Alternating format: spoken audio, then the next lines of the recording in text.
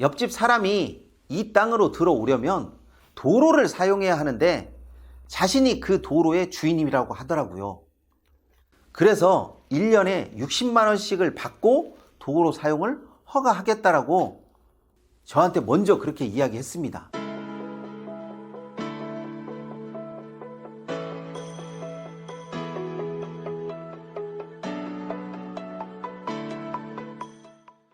경매수골 현미경의 치우입니다.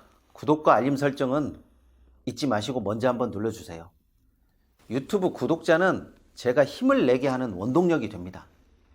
또 현미경 단체 톡방에 들어오셔서 경매 정보와 부동산 정보 그리고 유튜브 뒷이야기도 함께 해보시기 바랍니다. 부동산 투자에 어느 정도 가이드를 설정하실 수 있을 겁니다. 현미경 단체 톡방에 올라오는 이야기를 저는 대부분 놓치지 않고 다 보는데요. 그 중에서 심심치 않게 올라오는 질문들이 대부분 경매 초보자들 그리고 부동산 초보자들이 현장을 너무나 많이 믿거나 아니면 현장에서 있었던 일을 너무나 크게 과장해서 걱정하는 일들이 종종 올라오더라고요.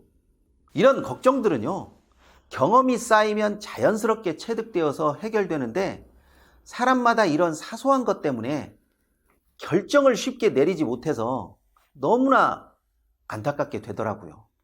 그래서 초보자들을 위해서 부동산 경매 현장을 읽는 몇 가지 간단한 깨알 팁을 알려드리겠습니다.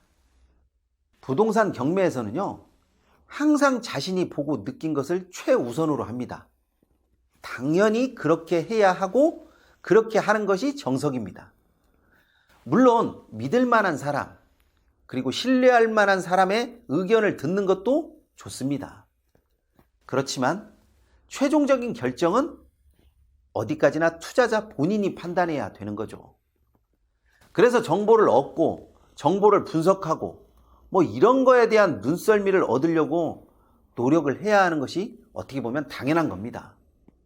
예전에 어떤 회원이 묘지가 있는 땅을 직접 보기 위해서 현장을 나가서 임장을 했습니다. 지도를 볼 때는 아주 간단하게 쉽게 찾을 수 있을 것 같았는데 막상 현장에 가니까 쉽게 찾아지지가 않는 거예요. 마침 근처에 일을 하고 있는 노인에게 이런 곳을 찾아왔다고 하면서 길을 알려달라고 하니까 선뜻 알려주지 않고 왜 왔는지 꼬치꼬치 캐묻더랍니다. 그리고 잘 알려주지도 않더래요. 그래서 부동산 경매에 나온 물건을 확인하러 왔다고 하니까 그 땅은 묘지가 있는데 그 땅을 뭐하러 낙찰받으려고 하냐고 묻길래 임장 나가신 분이 아주 자세하게 설명을 해줬다랍니다.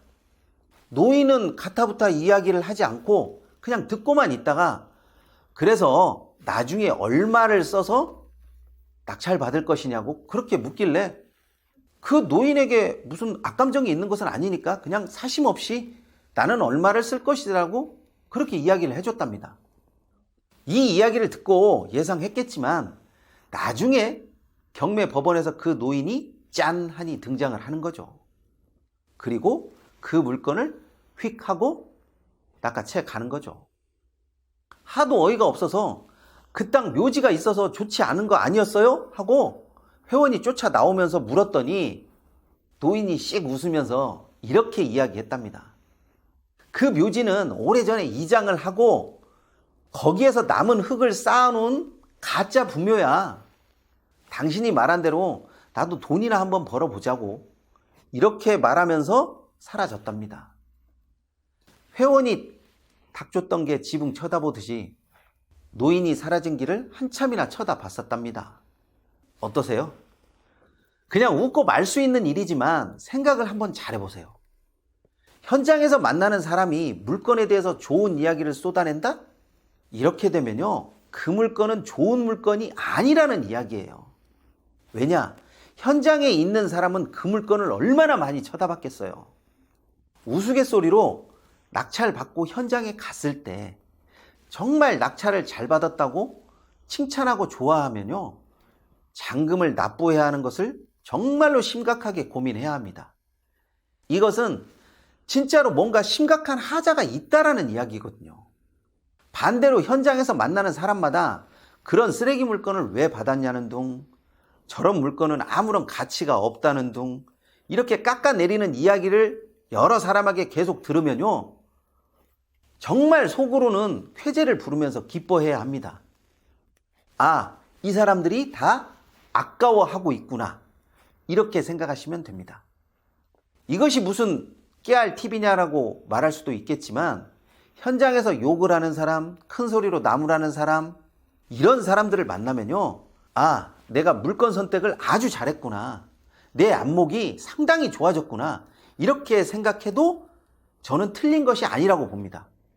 얼마 전에 회원님이 낙찰받은 물건을 다른 사람들과 함께 임장을 간 적이 있어요. 임장지까지 차가 조금 막혀서요, 늦게 도착을 했는데 일찍 도착한 회원이 주변 사람들에게 뭐라고 들었나 보더라고요. 제가 도착을 하니까 그때 들은 이야기를 저에게 말하더라고요. 제가 도착하자마자 그 회원이 저에게 이렇게 말을 했습니다. 옆집 사람이 이 땅으로 들어오려면 도로를 사용해야 하는데 자신이 그 도로의 주인이라고 하더라고요. 그래서 1년에 60만 원씩을 받고 도로 사용을 허가하겠다라고 저한테 먼저 그렇게 이야기했습니다. 그런 이야기를 저에게 그대로 전달하더라고요. 그분은 경매가 진행 중에 임장을 온 사람들에게 도로를 막겠다고도 하고 길에 대문을 달아서 출입을 못하겠다라고도 그렇게 선언을 했었죠. 솔직히 그런 말을 듣자마자 저 많이 웃었어요. 낙찰받은 물건을 저 사람도 탐을 냈었겠구나 하는 생각이 들었기 때문에 웃은 거예요.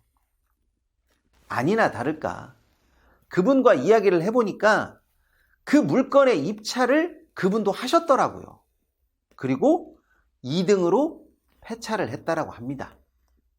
그러니 얼마나 그 물건이 안이 꼽고 안타까웠겠어요.